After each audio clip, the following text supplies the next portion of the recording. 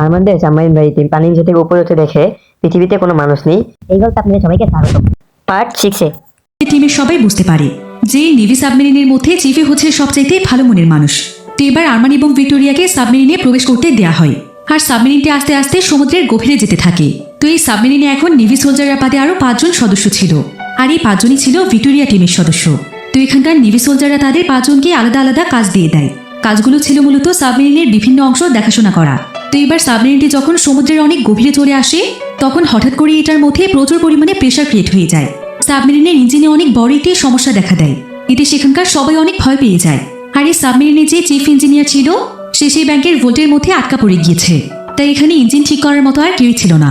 তবে সৌভাগ্যবশত আরমান একজন সাবমেরিন ইঞ্জিনিয়ার ছিল, তাই সে এখানে আর এক মুহূর্ত দেরি না করে কিছুক্ষণের মধ্যে সাবমেরিনটির ইঞ্জিনটি পুরোপুরিভাবে ঠিক করে দেয়। সবাই এতে তার উপর বেশ ইমপ্রেস হয়ে গিয়েছিল।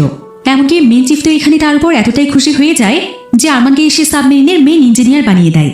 কিন্তু এখানকার কমান্ডার অফিসার তো তারপর আগে থেকেই ভীষণ রেগেছিল, তাই সে চিফের এই সিদ্ধান্তে মোটেও খুশি ছিল না। তবে সে চাইলেও চিফের বিরুদ্ধে কোনো কিছু বলতে পারবে না। এবার দেখতে দেখতে সময় পার হতে থাকে।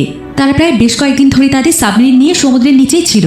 তবে বর্তমানে নেভি সোলজারদের আচরণ অনেক বেশি পরিবর্তন হয়ে গিয়েছিল। তারা এখন সাবমেরিনের কোনো ধরনের কাজই করতো না, বরং সমস্ত কাজ তারা ভিক্টোরিয়া এবং তার টিমের সবাইকে দিয়েই করাতো।